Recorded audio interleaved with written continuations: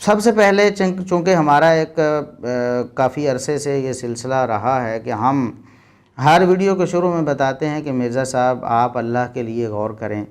آپ نہ تو قرآن کریم سے واقف ہیں، نہ نبی کریم صلی اللہ علیہ وسلم کی احادیث کو آپ سمجھتے ہیں. آپ کس طرح پڑے ہوئے ہیں؟ آپ علماء امت کے اجماع کو، صحابہ تابعین، تبع تابعین اور ائمہ دین سب کو چھوڑ کر آپ ایک سائیڈ پہ روافض کے طریقے پہ چلے ہوئے ہیں. اور آپ کی علمی حالت یہ، آپ کہتے ہیں میں علمی گفتگو کرتا ہوں، میں مدلل گفتگو کرتا ہوں. آپ کی علمی حالت یہ ہے کہ نہ قرآن کریم کا آپ ترجمہ کر سکتے ہیں، سادہ ترجمہ، تفسیر تو دور کی بات ہے، سادہ ترجمہ آپ نہیں کر سکتے، اور نہ حدیث کا آپ سادہ ترجمہ کر سکتے ہیں، حدیث کی عبارت نہیں آپ پڑھ سکتے. قرآن کریم کو اوپر دیکھ کر آپ غلط پڑھتے رہتے ہیں. اس طرح کی ہم باتیں پہلے بیان کر چکے ہیں. یہاں ہم ایک دو مثالیں پیش کر کے بات کو آگے لے کے چلتے ہیں. آپ نے قرآن کریم کی ایک آیت کا ترجمہ کرتے ہوئے کہا فی جنات مکرمون، فی جنات مکرمون. اس کا ترجمہ آپ نے کیا کہ وہ عزت والی جنتوں میں ہوں گے. اولئک فی جنات مکرمون، ایسے لوگ پھر عزت والی جنت میں ہوں گے، جنتوں میں ہوں گے. جنت والے جو ہوں گے وہ عزت والی جنتوں میں ہوں گے. یعنی آپ نے جنات کو موصوف بنایا اور مکرمون کو اس کی صفت بنایا. یعنی آپ نے کہا کہ عزت والے جس کو کہا جا رہا ہے عزت والی چیز، وہ جنتیں ہیں، عزت والی جنتوں میں ہوں گے.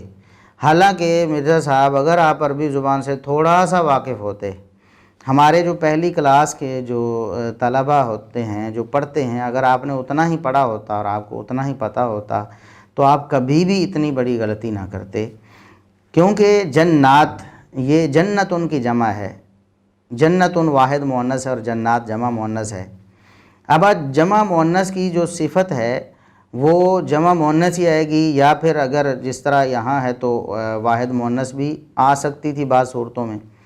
تو جنات اس کی صفت جمع مذکر سالم کیسے آ گئی؟ مکرمون یہ جمع مذکر سالم ہے. اور آپ کے علم میں ہونا چاہیے کہ جمع مذکر سالم جو ہے عموماً ذوی العقول کے لیے استعمال ہوتی، یعنی عموماً انسانوں کے لیے اور فرشتوں کے لیے وغیرہ ذوی العقول کے لیے استعمال ہوتی ہے. غیر ذوی العقول کے لیے یعنی جنات کی صفت کبھی بھی مکرمون جمع مذکر سالم واو نون کے ساتھ جو بنتی ہے نہیں آتی. تو اصل میں یہ تھا کہ فی جناتن، جنتیوں کی بات ہو رہی کہ اہل جنت جن کا ذکر پچھلی آیات میں ہو رہا ہے، فی جناتن وہ باغات میں ہوں گے، مکرمون عزت دیے جائیں گے. تو معزز وہ ہوں گے. قرآن نے عزت دینے کی بات جنتیوں کی ہے، نہ کہ جنت کی. باغات کو عزت نہیں دی جائے گی بلکہ باغات والوں کو عزت دی جائے گی. فی جنات مکرمون لفظاً بھی اور معناً دونوں اعتبار سے آپ غلطی پر ہیں اس ترجمے میں. نہ تو لفظاً صیغے کے اعتبار سے اور لفظ کے اعتبار سے مکرمون جنات کی صفت بن سکتی ہے کہ عزت والی جنتیں معنی کیا جائے، اور نہ سیاق کے اعتبار سے قرآن کریم میں اگر آپ پڑھ لیں تو اہل جنت کا ذکر ہو رہا ہے کہ باغات میں، یعنی جنت کے جو باغات ہوں گے ان میں مکرمون وہ اہل جنت عزت دیے جائیں گے. تو مرزا صاحب یہ آپ کی حالت ہے کہ آپ قرآن کریم کا سمپل سادہ ترجمہ بھی نہیں کر سکتے. اسی طرح آپ نے حدیث کا ترجمہ کرتے ہوئے ایک بڑا بلنڈر کیا ہے، بہت بڑا. اگر کوئی عربی زبان سے تھوڑی بہت واقفیت رکھے تو وہ بیچارہ تو حیران ہو جائے گا کہ ایسا شخص صحابہ کرام کے بارے میں اپنی زبان کو دراز کرتا اور کہتا میں صحابہ کی غلطیاں بیان کرتا ہوں، جس کو اتنی سادہ اور اتنی آسان بات کا بھی علم نہیں ہے. اچھا وہ الفاظ کے میں ذرا آپ کو بتاتا ہوں. مرزا صاحب بڑی ذمہ داری کے ساتھ بیان کر رہے تھے. اگر وہ ذمہ داری سے بیان نہ کر رہے ہوں تو پتہ نہیں اس سے بڑا اور کتنا بلنڈر کریں گے.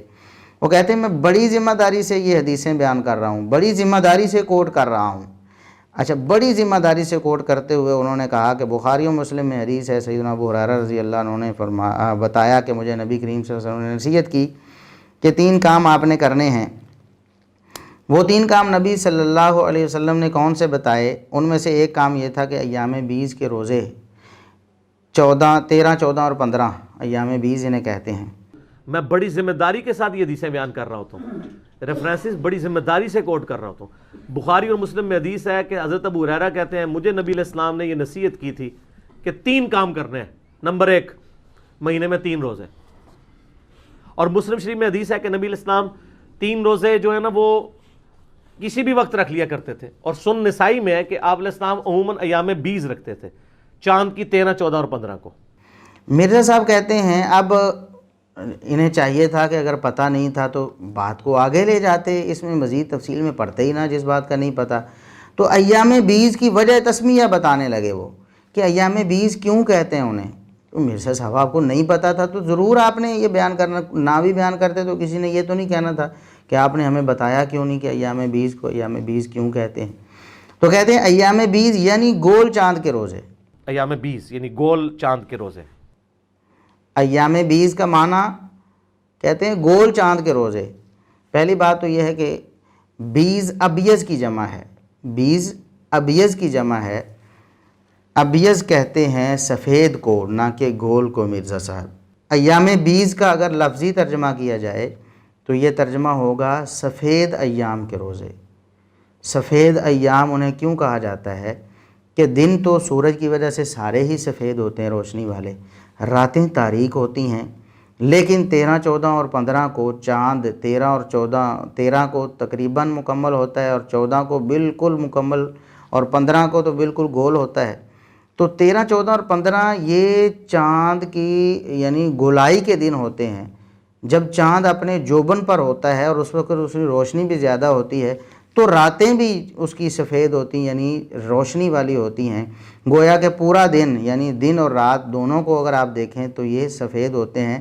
یہ خاص ان 3 دنوں میں زیادہ ہوتا ہے، یعنی رات کو بھی آپ بغیر کسی دیے کے، بغیر کسی لائٹ کے آپ دیکھ سکتے ہیں، گلی میں اور راستوں میں چاندنی رات میں نظر آتا ہے۔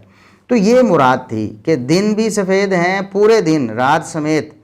تو ایام بیز کا مطلب سفید دن تھا، سفید نہ کہ گول دن۔